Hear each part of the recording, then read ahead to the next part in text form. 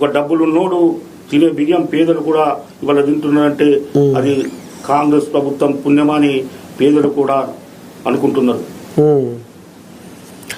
అడవుల జిల్లా పౌరుషాల పులిబిడ్డ కొమరం భీం అడ్డ.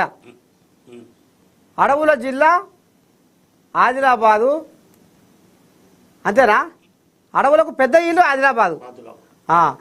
ఒకప్పటి అడవులు కనపడుతున్నాయి, ఇప్పుడు ఆదిలాబాద్లో అంతా కనుమరుగైపోతుందా ప్రకృతి? అంటే ఈ ప్రాంతం కనుక ఈ ఆదిలాబాద్ అంటే ఈ ప్రాంతంలో కొద్దిగా అడవులు తక్కువనే. అక్కడ ఉట్నూరు, జన్నారం మొత్తం ఉమ్మడి ఆదిలాబాద్ జిల్లా కొంతవరకు గతంలో ఉన్నటువంటి ప్రభుత్వాల తప్పిదాల వల్ల కొంతవరకు ఫారెస్ట్ లో కూడా నష్టం జరిగింది. మాట వాస్తవం.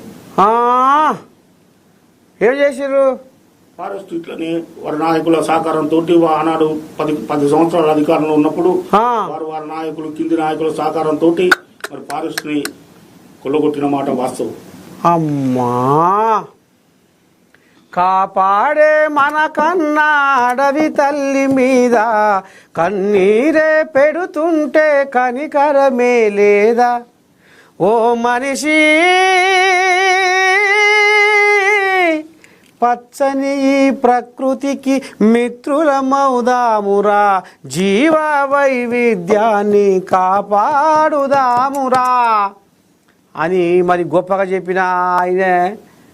కోతులు చెట్లు పెడితే ఇండ్లకి వచ్చే ఊర్లలోకి వచ్చే కోతులు వాపసు పోవాలి అడవులకు అన్న మరి ఆయనే మరి గట్టట చేసే హరితారం పేరు మీద ఆనాడు కేసీఆర్ ప్రభుత్వం, బీఆర్ఎస్ ప్రభుత్వం 10 సంవత్సరాలు కేవలం వారి నాయకుల జేబులు నిండడానికి వనికొచ్చిన పథకం తప్ప పర్యావరణాన్ని కాపాడడానికి వచ్చినటువంటి అది కార్యక్రమం కానే కాదు.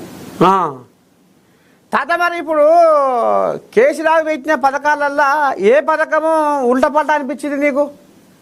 కేసీఆర్ ఇవాళ మిషన్ భగీరథ పేరు మీద మరి ఏదైతే వారికి కమిషన్ల కొరకు కక్కుర్తి పడి వారికి జేబులు నింపుకోవడానికి మరి గతంలో ప్రభుత్వాలు ఉన్నటువంటి ట్యాంకులు కట్టినటువంటి వాటికి రంగులు దిద్ది మరి జేబులు నింపుకున్నటువంటి చరిత్ర గత మిషన్ భగీరథ కార్యక్రమం చాలా పెద్ద తప్పిదం. ప్రజాధనాన్ని పెద్ద మొత్తంలో దుర్వినియోగం చేయడానికి అది వారికి ఒక ఏటీఎం లాగా వనికొచ్చింది తప్ప ఇంకో కార్యక్రమం కాదది. అయ్యా అయితే మిషన్ భగీరథ కథ అవుతుందే అంటావు.